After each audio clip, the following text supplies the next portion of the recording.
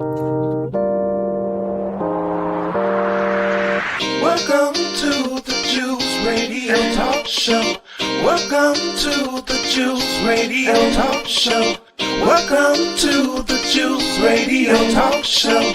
Welcome to the Juice Radio Talk Show. Reality TV, church reviews. Let's talk happy love and marriage lifestyle. Come and talk with us. Come and share with us. Come and laugh with us. Come on and pray with us. Regina Clovis, special guest. You should be following your lead. Bless. Subscribe on YouTube. Listen on podcasts. We live on IG and Facebook. This episode is sponsored by TruthAndTriumph Ministries. Everyone, and welcome to your next series of Money Monday. I am so excited. I'm Pastor Tawana Grant. I am so excited to have you with us on today. We are getting ready to continue in our love series where we have been talking about we want to love ourselves and love our business, right? This is the month of February. We also want to wish a happy President's Day to each and every one of you as we celebrate this day. And we want to continue to pray for those who have leadership over us. That's what the scripture tells us. That reminds us to do. So while things may not be as we would expect or what we would appreciate, we still are called to pray. So let us pray for our governing bodies in every capacity, whether it's your local governing body, your city, your community, in your state, as well as the nation. So let us continue to pray, right? And so we understand that the Lord does answer prayer. And so we want to continue in that vein as well. So be encouraged today. I've talked with so many who are disencouraged by what they see and what they have heard. So I want to encourage you today that prayer answered. So let us continue to pray. And so even as we operate in faith today, we have hope, we have expectation, right? Be encouraged in the word of the Lord that he is with us. He's nigh unto us. And so we can draw nigh unto him and let him bless us. So welcome again to Money Monday here on the Juice Radio and Talk Show. We're so excited. Make sure you go onto our YouTube and make sure you subscribe. If you're watching us via Facebook Live, make sure that you go on Facebook Live and that you comment, that you also like and share. So today, welcome back to Money Monday. I am your host, Pastor Tawana Grant. Week number 1, we've been in a series on loving your business, loving yourself as the entrepreneur, the visionary. A lot of times we're extending love out, but we're not pouring it into the things that are really going to be impactful, but where we're going as an individual, as a visionary, as a ministry leader, as a business owner, as an entrepreneur, we have to make sure we give attention to those things that stabilize our purpose. And so week 1, we talked about being in alignment, really because our heart, out of the heart man speaketh, because stewardship begins in our heart. So really making sure we do the heart evaluation, that we check and make sure that we are balanced in life. Self-care is not selfish. Make sure you write that down for some of our leaders. You need to write that down and recognize self-care is imperative. You got to take care of the asset. That's you, the mission and the purpose. Week number 2, we talked about structure because love is serious. Put systems in place. So again, this really talks about you as a leader. Are you serious about it? Because if you're serious about it, you'll put the structure, you'll put the time in, you'll put the work in, you'll put your actions to what you say. We don't want to just be hearers of the word. We want to be doers also. So even in our mission and vision, sometimes we write the vision, we make it plain, but nobody running it. Nobody's doing the plays. And so you got to make sure that now, even as you run it, that we are serious by putting the systems in place that help support it. So today, this is week number 3 in our series, because alignment without structure is unstable. Structure without execution is unused. So now that we have alignment, now that we made sure that we have structure, now without structure, if we have structure without execution, it is unused. So there are truly some places in our lives where we have structure, we have alignment, but we're not using them to their capacity. So we want to make sure as a leader that we understand that. This week, we're talking about execution. How do we get things done? Not inspiration, not intention. We talked about that even on yesterday in worship. Not intention. Do we have good intention or do we have good soul? Are we using what we've been given to capacity? Are we working so that it multiplies, so that it adds, so that it grows, so that we have strength from it? So we want to make sure, again, execution where stewardship becomes viable. When we execute what we have steward becomes viable. It becomes of good use. It becomes enabling to the vision and mission. So again, we want to talk about that so that we make sure that we execute. We have a lot of people, we know that have great plans, but if you don't execute the plan, you'll never receive the fruit of it. And so here we want to talk about it. Let me say clearly, discipline is not punishment. It is not punishment. It may feel like it in the flesh. It does. It does in the flesh. It feels like punishment because sometimes our flesh does not want to do it. It doesn't want to do it. And so here we want to make sure that we don't neglect the fact that it is necessary. It is a necessary move. So we want to welcome all of you who are joining us today, because here discipline is not punishment. It is protection. When we protect the mission, protect the vision, protect the goal, then we will see the fruits thereof. So that's why it's so important that we evaluate what we are doing so that we discipline to protect. When I coach others as leaders, I can almost predict long-term success. I can predict it, long-term success, by one thing: their relationship with discipline habits. What kind of habits do you have? Because most often your habits are the precursor to results. When we have strong habits, when we align ourselves, and they say that sometimes that's so restrictive. No, it's protective. When you know where you need to walk in between the boundaries, when you create healthy boundaries, when you assess and you create time limits and you create accessibility based on where you're going, that is a person who is not restrictive. That is a person who is purposeful. My time has purpose. My resources has purpose. My mental intelligence has purpose to build up. So here, as a coach, as a leader, as an enabler, as a purpose pusher, I can almost tell, are we going to have good success based on how disciplined the leader is and how much they discipline their habits and their behaviors. Why? Because many leaders love strategy conversation. They love to talk about strategy. They love to talk about what I'm going to do or what I have planned next on the docket. We talk about that all the time, but few love the discipline that is necessary to see it come to fruition. Few love reconciling financial reviews. Few love reading monthly reviews on your finances. Many love vision casting, but few love reconciling accounts. And not just money accounts. Sometimes we got to reconcile our relationship accounts. Ooh, who are you working with that is draining your account? Oh, that's a good one. Who are you working with that's draining your patience, draining your strength, draining your joy? Not just reconciling on your finances. Yes, we want to do that too, but we also want to reconcile our resources. Who is it that is draining us, right? Because we recognize that that is an imperative part of where we're going. We have to make sure that we're doing the reconcilement because we love the vision cast, but what are we doing with it? So there's order that comes with structure. And then with the structure, there has to be an execution. So here, we're not moving on intention. We're talking about using what we have, execution. So James 2:7 says, even so faith, if it have not works, is dead being alone. So faith is powerful. But faith without follow through does not produce fruit. Faith is powerful. But faith alone does not produce fruit. Execution is where our stewardship becomes viable. This is where we need to execute. So again, many love expansion. Many want to expand. Many want to grow. Many want to see great things. But what are we doing? Are we tracking our cash flow consistently to ensure that we are ready for growth? So here we got to make sure that we're ready for growth, that we're ready to move in the kind of lanes that bring us stability, in the kind of lanes that produces good fruit. So here, Proverbs 21:5 says, the thoughts of the diligent tend only to plenteous. The diligent tends only to plenteous. But of everyone that is hasty, only to want. And so here we want to make sure that we're not just aligning ourselves to the vision itself, but we are executing.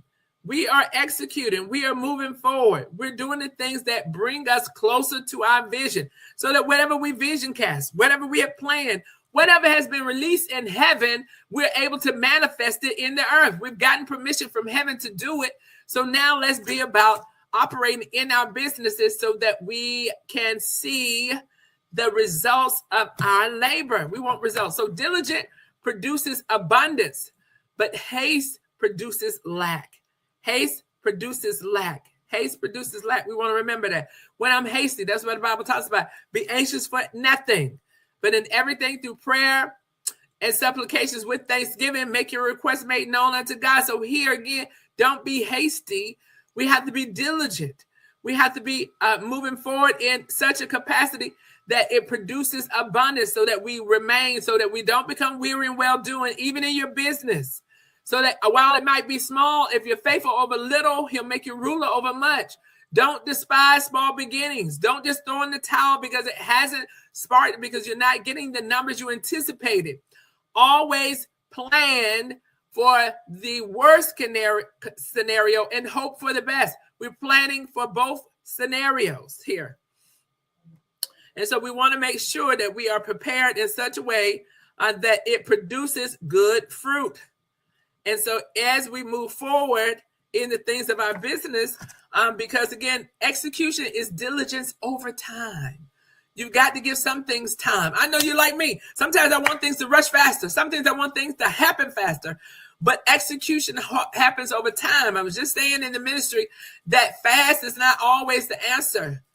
Fast and quick. Sometimes it is slow that gives us stability, things that can sustain, things that last, fruit that will remain. So no intensity for a week, not motivation, not intensity, not motivation for a quarter, but consistency. So again, we can be having intensity, but it only lasts for a short period of time. These are spurts. These are bursts that we have. But what we want to do is we want to have a consistent pace of our growth so that the fruit remains. So consistency. Love and motion looks like showing up when it's not exciting. Oh my God, can I share that for a moment? Everything is not going to be exciting. Some things are necessary for you to do because it comes with the course. It's part of your journey. It's part of the learning. It's part of the process. I remember, I never forget this. It's a couple of decades ago. The Lord, I was talking and it was just so much going on in my marketplace ministry, working in corporate America. And I was like, oh my goodness, I'm just having problems. And the Lord reminded me, that's what they pay you for. You're a leader. You're a senior leader. They pay you to handle problems.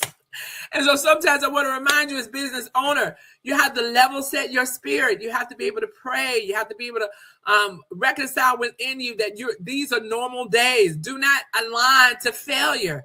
Do not feel like because something did not work, you failed. No, what you learned is that doesn't work.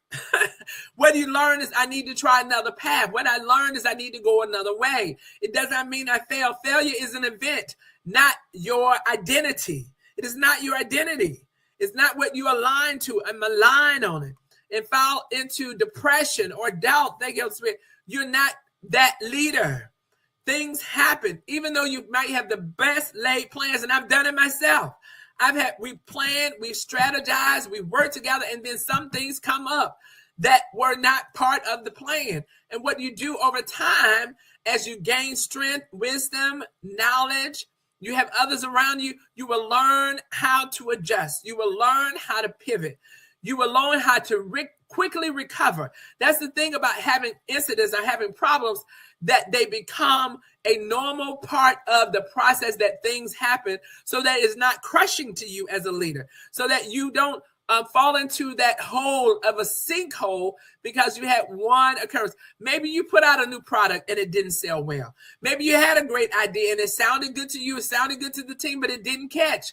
That's okay. What it proved to you is that particular idea and the way you did it didn't work. Sometimes it's not a throwaway. Sometimes it's a refining. Sometimes you have to go back and say, okay, it didn't work. Why didn't it work? Sometimes we're too quick to throw in the towel. We're too quick to throw everything away. We're too quick to throw the whole idea away. No, maybe the idea is good, but maybe your marketing plan needed enablement. Yes, maybe the idea is good, but maybe your price point was too high. Maybe the idea was worthy, but maybe it's not the right season. So all of those things, conditions that also help support a new venture, a new idea, a new capability, a new strength, a new talent, a new product. All of those things have to come together. So that's why I say you have to be consistent in what you do and not be moved from when things happen. So here, follow through. That's what we're talking about. The discipline gap in leadership. You've got to discipline yourself. You got to stay on the wall because everybody can't climb. A lot of times I've had so many leaders who want to throw in the towel because their team's capacity ran out. That's why you are the leader. That's why you're in the front. When I say you're in the front, you're the watchman on the wall. Don't come down. That means people are looking up to you.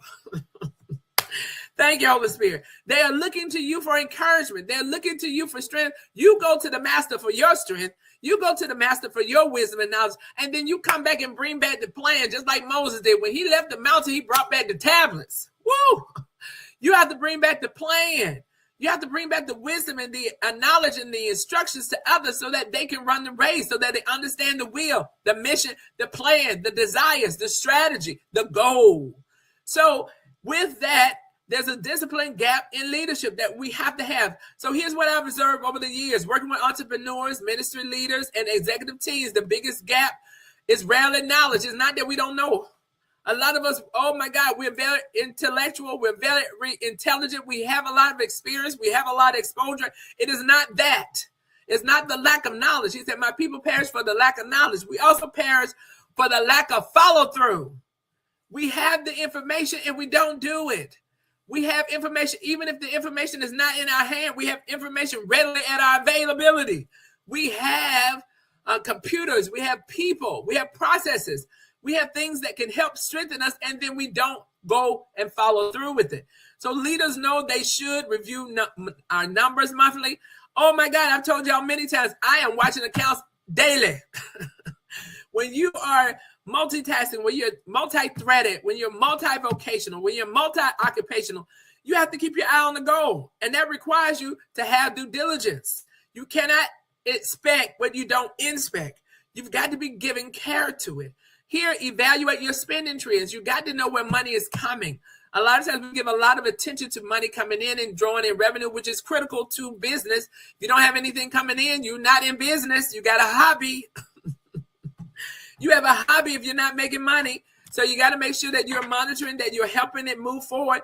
But at the end of the day, you also got to make sure that you are monitoring your spending trends, because a lot of times what we lose is because we push it out, and we don't evaluate what we have going for us. So here we're going to lose on the other end.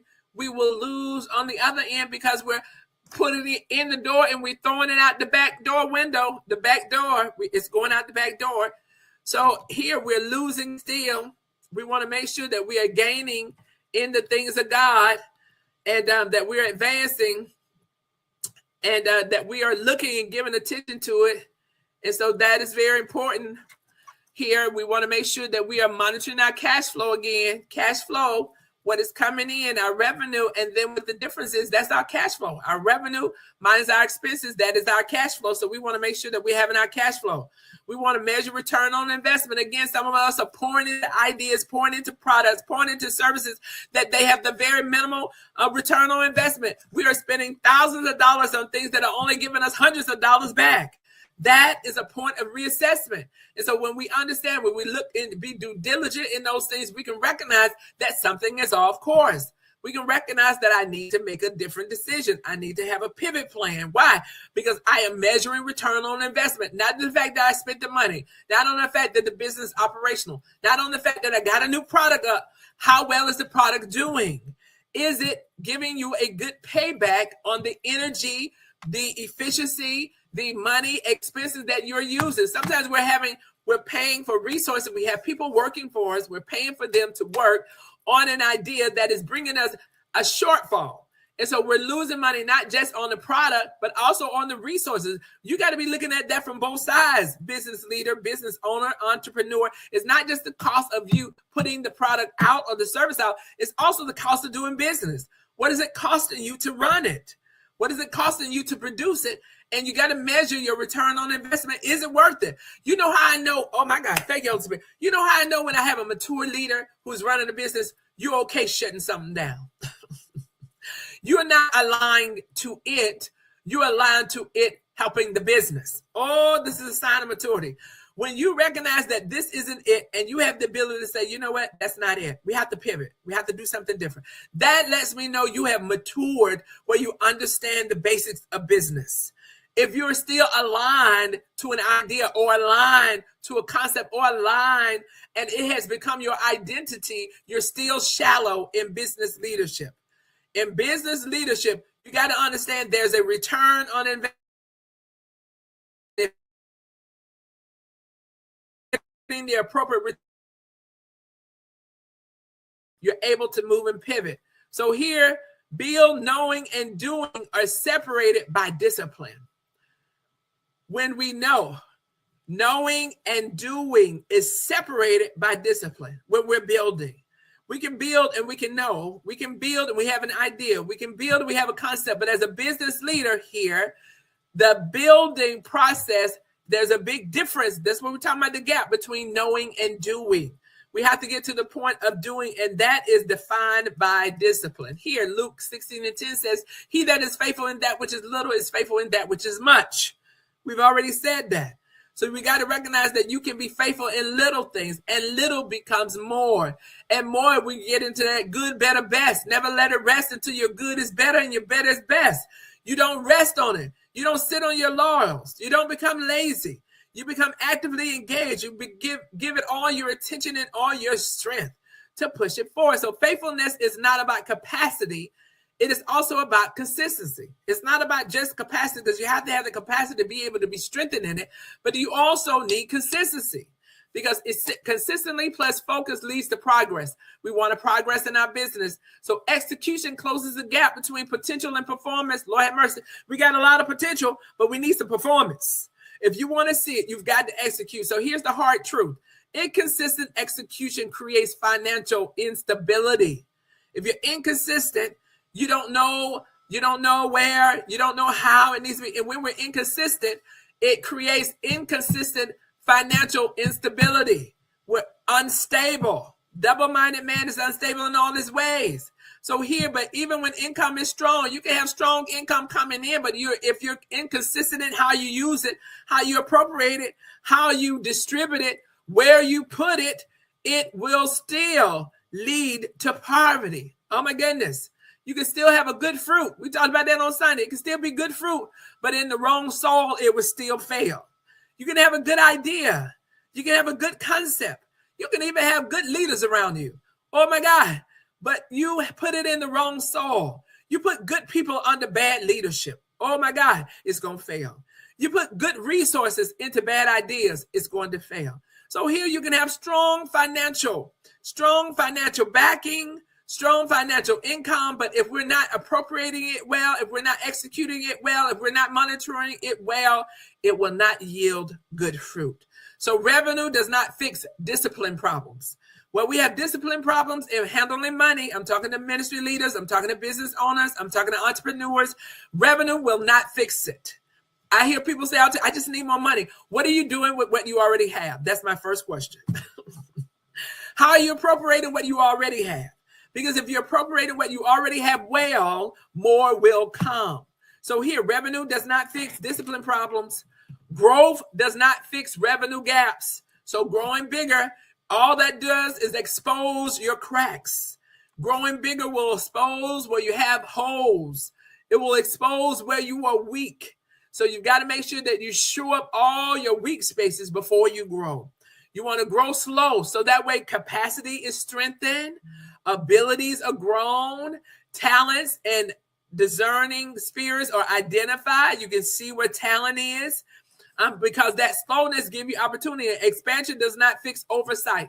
It really shows you your weaknesses. It will show them. Only discipline does that. Only discipline will fix the areas that need correction. So here, going to our last point, executed in ministry, business, and organizations. So let's get practical before we close out. What are some practical things we can do? So if you are in ministry, execution means reviewing the financial reports, monthly, not quarterly. We got to get to a quicker pace. We got to understand where we are. We got to understand what we're doing. We do that. Monthly meetings with the finance team to look at, with the accountant, to evaluate, to understand, to know what we're doing so that we don't miss our moment. You don't miss opportunities. What do you mean? Where do we need to show up? Where do we need to correct? Where do we need to press in? What do we need to hold back? That monthly meeting, that quicker cadence help you to be able to course correct quicker, which means you lose less. There's less leakage if you're able to course correct quicker. Comparing spending actuals to your budget. We look at that. We want to look at, okay, here's what we budgeted for the month, but what did we spend? We want to make sure we're doing that kind of evaluation so that you know as a leader, these are some practical executions that you can put in place today to help strengthen your ministry. Ensuring funds are used in alignment with your mission, making sure you're not just willfully spending, not doing it because it's a great idea, not doing it because your favorite person said it. No, we're doing it because it is on mission. It's on task with what we said we would do. So here, making adjustments early, not after deficits appear. We don't want to wait till everything is left and everything is gone. And then we say, oh my God, we got to stop. Okay, we've lost the period of correction. We have now lost some lead time, and now we have to make up even more. So here, what you want to do, because stewardship in ministry is not about scarcity. It's not about scarcity. It's about responsibility. You have to steward what you have, even though it might be little. God will make it much because you're giving attention to it. You want to make sure that you're doing what you need to do so that it can be blessed. God honors stewardship. God honors discipline. So here is about responsibility. For a business leader, a business owner, execution to you, when you talk about money, you talk about management, it looks like tracking profit, not just your revenue. A lot of times, oh, I got a lot of money coming in. That's revenue. You want to track profit. What's your cash flow? After you have revenue coming in and then you have paid your expenses, what's left is profit. So sometimes we're thinking we're doing very great because we're only looking at it from one point of the picture. You've got to look at the whole perspective. You've got to thread it all the way through. So you've got to track your profit, not just your revenue. As a business owner, you've got to monitor that cash flow weekly. What is coming in and what is going out? What is coming in, what's going out? Because you want to make sure that you have enough and more than enough so that you move into profit. Evaluate your expenses for effectiveness. Again, looking at expenses for effectiveness. We talked about return on income. Where am I putting money in that's really giving me a good payback? Again, evaluate your expenses for effectiveness. Am I spending in a place that is effective for the business mission and vision? Am I getting back a good return? And then making decisions from data, not pressure. Whoa, this is good. Business owners, business leaders, we want to make our evaluations from data, not pressure. And so that's why planning, that's why strategizing, that's why having an execution plan and watching and monitor helps us to eliminate pressure so that when things are happening, right, when things are slowing down or things are getting off course, you're able to correct quickly and not get to the place where it has become pressure because you've expected it and you're able to pivot. So here, cash flow is oxygen to the business. It is oxygen. It is the fuel that you need to sustain. It is the fuel that you need to move forward. And execution protects your oxygen. Oh my God. It's just like being on a plane and they say if something happens, the mask falls out, put it on you. Why? Because you need that oxygen. So here your cash flow is your oxygen and your execution protects it. Protect your cash flow. Protect it by managing and monitoring. So here for organizational leaders, some of you are like me. You're leaders in the marketplace ministry. We're out in corporate America. We're executives. We're senior leaders. We're board chairmen. We're doing things at a level of capacity that requires us to have good decision-making processes so that they are data-driven. So here, execution looks like this for you. Holding leadership accountable to financial policies. So holding everybody accountable to what we said we would do or financial policies of the organization. Why? Because that's going to limit your exposure. You do not want to be exposed as a leader. I check with my team all the time. Where are we against our budgets on our projects? We manage multi-million-dollar projects. Where are we? The little bit can become much if you're not managing and monitoring. Sometimes you can be thinking, oh, we got $2 million on a big organization project. We got 5, we got 10. Yes, but iteratively over time, when you have 30 people working on it, that money will continue to drain. You've got to be watching where you are and making sure everybody is managing the finances according to your policy. Here, requiring reporting standards. So when do I get my reports? We have a good cadence. We walk through our reports every week. For the various projects, for the various initiatives. So if you're managing at the organizational level, you've got to be key because you cannot expect what you don't inspect. You've got to make sure that you're keeping your eye on the prize and you're reviewing and you have enough cadence.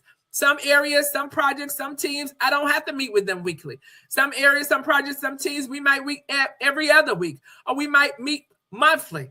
But the undercurrent of those teams are meeting daily. We have scrum meetings every day. Depending on what we're working on is the point of the conversation. So here, ministry leader, rather organizational leader, you've got to make sure that you have a good cadence on reporting and reporting standards. Reviewing forecasts, not just current balances. This is so good. Review the forecast. How are things planned to be spent? What is the potential for spend next month? How are we looking? Are we going to meet our numbers? Because we've worked in some organizations where coming in less will look as well, but coming in a very big shortfall is not a good thing, because you're doing a shortfall on this month. That money could have been used somewhere else. So the goal is to come to a very close to what you projected you would be spending monthly for your effort. If you're an organizational leader, a shortfall is not good, because that money could have been appropriated to another area. So while you didn't spend it, now there's excess of funds that were not attributed in a month where there was capacity that could have used it. So that's why I want to encourage you, review your forecast, not just your current balance, so you know where you are. And then lastly, making corrections before you have crisis. All organizational leader, senior leader, executive, chairmen, board members, you want to make sure that you are making corrections before you hit crisis. We don't want to hit crisis. What do I need to course correct? So execution creates predictability. When you execute, now you understand how much of a well-oiled machine you have. You can understand your people you're working with. You know those that labor among you. You know how well they execute. You know how they can come through for you. And so here you want to make sure that execution creates predictability. That's why you got to get going. You got to make sure you're doing stuff. And predictability builds stability. Stability builds confidence. So I want to encourage you today, don't avoid it. Don't avoid it. Address something this week that is needed and necessary. Address it, because sometimes avoiding becomes exposure reality. It becomes a reality. If you don't address it, there is a cost to avoidance. You start to see it, and it's very expensive. So we've heard today just some of the things that we can do in this particular week as we move forward. Schedule our standing financial reviews. We can identify one financial habit that must be changed. We can commit to one discipline action for the next 90 days. Just one thing, not forever. Just pick up one thing you know you need to do to build a rhythm. Whether it is sometimes even as a leader, you need to work on you first. Maybe you need to build a rhythm for prayer. Set a specific time. Get up and do it. It doesn't have to be a long tarrying time. It can be a short, brief prayer, but you're creating consistency and you're creating discipline. Maybe it's creating a reporting structure. Make sure that you're operating with reports, data, and not just from what we think or what people are saying. You want to be able to see that for yourself. So alignment gives us clarity, structure gives us order, and execution will give us results. We're looking for results, right? Love and motion produces growth. So thank you for joining us today on the Money Monday broadcast. I am Pastor Tawana Grant, and I am your host. I'm so excited to be with you on today. I hope that you enjoy the rest of your afternoon. This has been your lunchtime learning. We look forward to seeing you on next Monday for another Money Monday. Peace and blessings to you.